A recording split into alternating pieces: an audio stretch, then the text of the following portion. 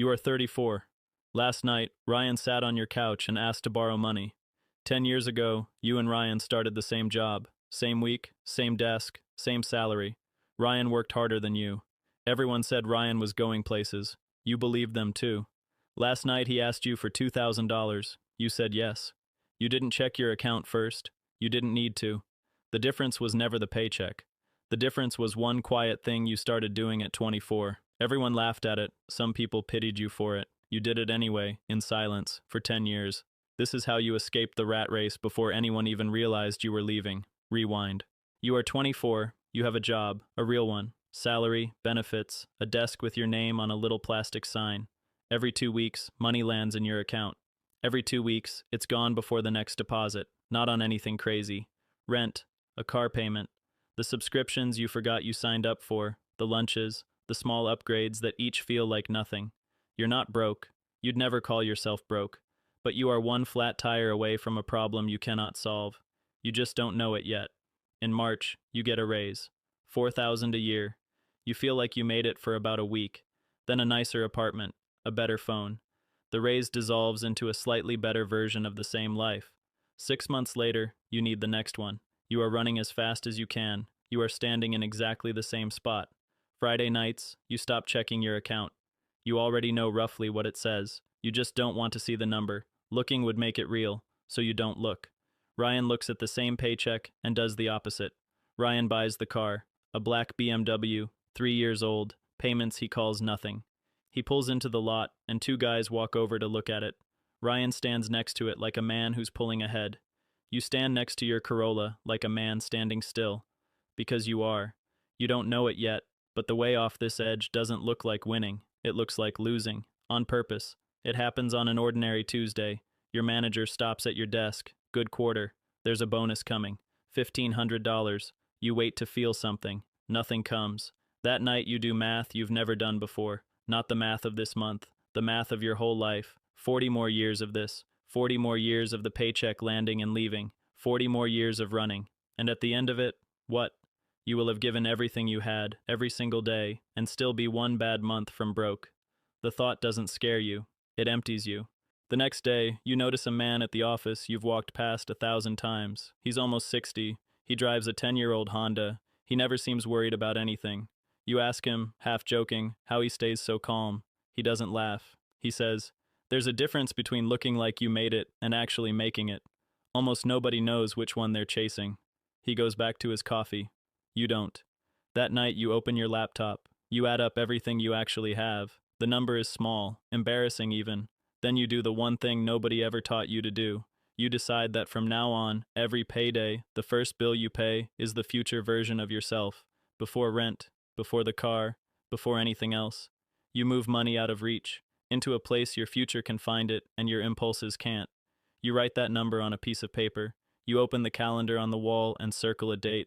The day you could be free, if you just kept feeding the future and starving the noise. It's years away. You fold the paper, you put it in a drawer, you tell no one. You didn't quit your job, you didn't make a speech, you just quietly started paying yourself first, and let everyone keep believing you were falling behind. Nobody noticed.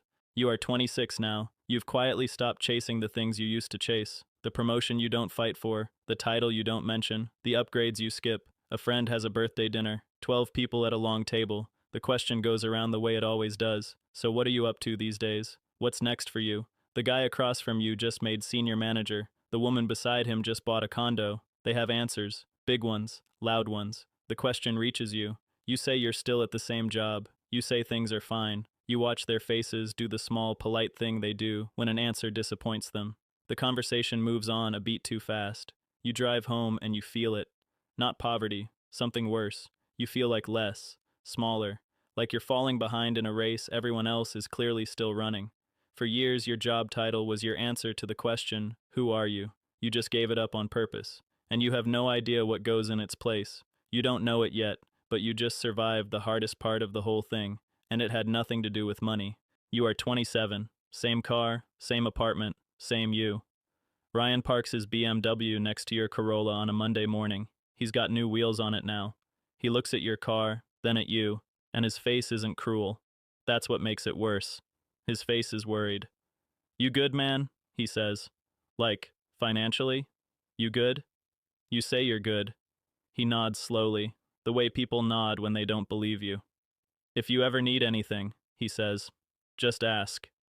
At lunch, two coworkers don't see you sit down behind them. One says, I feel bad for him. He works hard. The other says, maybe he sends money home or something. You don't correct them. You can't.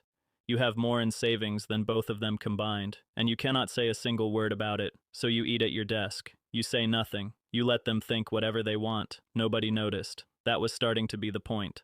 You are 29. This is the one nobody warns you about. You're doing everything right, and it feels worse, not better. There's no applause, no raise that announces itself, no moment where someone tells you you're winning. Just a number in a drawer that sits there, growing so slowly it might as well be standing still. Your best friend buys a house. He sends the photo to the group chat. Keys in hand, sold sign, the whole thing. 20 people react. Fire emojis. Congratulations. So proud of you, man. The phone buzzes for an hour. You stare at it longer than you should. You type something. You delete it. You type it again. You can't match that. Not yet. Maybe not for years. Nobody's ever going to react to a screenshot of a number you're not even allowed to show them. That night you take the paper out of the drawer. You look at the circled date. It's still so far away. You did the responsible thing for 5 years, and you have this to show for it. A date on a calendar and a number you're not allowed to be proud of out loud. You lie awake. For the first time, the thought arrives fully formed. Maybe they were right. Maybe I'm the idiot. Maybe I gave up the good years for a spreadsheet. You don't know it yet, but Ryan is feeling the exact opposite of this right now. And that's the problem. You are 30. The strange part is that you miss it. You miss the rush, the clear scoreboard, the bonus you could brag about, the title that told you exactly where you stood. The race was exhausting, but at least it told you something. At least you knew if you were ahead. This quiet life has no metrics. No one keeps score. Nobody claps when you don't buy the thing. There's no leaderboard for the man who said no. One night you open the car app, just to look. A newer model. Financing available. Your thumb hovers over the button. You imagine pulling into the lot. You imagine the two guys walking over to look. You imagine feeling like a player again, just once. It would cost you everything you've quietly built. You know that. And for about 30 seconds, you don't care. You just want to feel like you're winning something, anything, the way Ryan always looks like he's winning. Your thumb stays there, over the button, in the dark. You don't know it yet, but in 3 weeks, the decision is going to be taken out of both your hands. You are 31. It comes on a Thursday, a layoff sweep, half the floor, gone by lunch. You and Ryan both get the email on the same morning. This is the thing. This is the moment that ends people who live on the edge. And for a second, standing in the parking lot holding a cardboard box, you think it might end you too. The fund is there. 7 years of saying no, sitting in a drawer. But it's not enough to coast forever. Only enough to survive if you protect it. So you make the choice that guts you. You move back in with your parents. 31 years old. Your old bedroom. The same crack in the same ceiling you stared at as a teenager. You cancel the one trip you'd finally let yourself plan. You sell the motorcycle you spent 2 years fixing up on weekends, the one thing you owned purely for joy. That night you lie in your childhood bed and do the math. The date you circled at 24 is now further away than the day you started. 7 years of being laughed at, of skipping things, of staying quiet, and you've ended up in the room you grew up in. For the first time, you don't think they were wrong about you. You think you were. You almost call it. You almost decide the whole thing was a story you told yourself to feel better about losing. But you don't drain the fund to zero. You don't take the loan. You don't climb back onto the edge just to look okay again. You take the humiliation instead of the debt. And Ryan? Ryan keeps the apartment, keeps the BMW, keeps posting. From the outside, Ryan handled it better than you did. He never moved home. He never looked like he was struggling for a single day. He just did it the only way he could. More debt. A worse job grabbed in a panic, the whole image funded by a hole getting quietly deeper underneath him. Everyone thought you were the one who fell. Ryan still looked like he was swimming. He wasn't. He was drowning in a way nobody could see, because looking like he was swimming was the entire game. For the first time in months, the numbers stop looking small. They look like time. The doubt dies in that childhood bedroom. Nobody noticed you were the only one who was actually safe. They were too busy noticing you'd moved home. You go back to work eventually. But this time it's a job you chose, not one you grabbed because rent was due Friday. You could afford to wait for the right one. That had never been true before in your life. And slowly, something shifts. Time stops being the thing you're always running out of. You start noticing your weeks instead of surviving them. You sleep. A flat tire becomes a Tuesday errand, not a crisis. A bad boss becomes a thing you can walk away from, not a cage you're locked in. The number was never impressive, but it bought the one thing nobody on the edge will ever have. Options. The ability to say no. The ability to wait.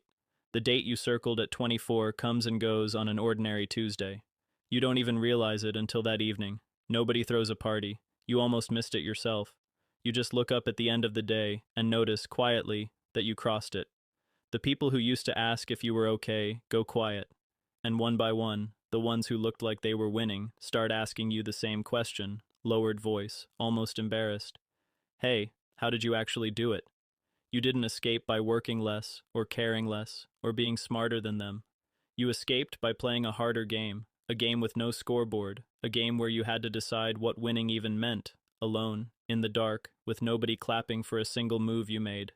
There's a difference between looking like you made it and actually making it. You finally know which one you were chasing. You are 34. Ryan is on your couch. He's holding the coffee you made him. He's asking how you did it, and he means it. You think about the date you circled 10 years ago, the dinner where you felt like less, the lunch where they pitied you, the night your thumb hovered over the button, the childhood bedroom where you were sure you'd lost everything. 3 years ago, you were lying in your parents' house, certain it was over. Turns out that was the moment you'd already won. Nobody just knew it yet, including you. You look at Ryan, and you tell him the truth. For 10 years, nobody noticed you were winning. Not your friends, not your family, not Ryan. And that's exactly why it worked. You finally stopped playing a game that needed an audience. The race doesn't end when you get rich. The race ends the second you stop running for people who were never watching anyway. Maybe you already left. Maybe you're still standing on the edge, telling yourself you're fine. Maybe you're the one about to circle a date that nobody else will ever see. If you do, nobody's going to notice but you. That's not the tragedy. That's the whole point.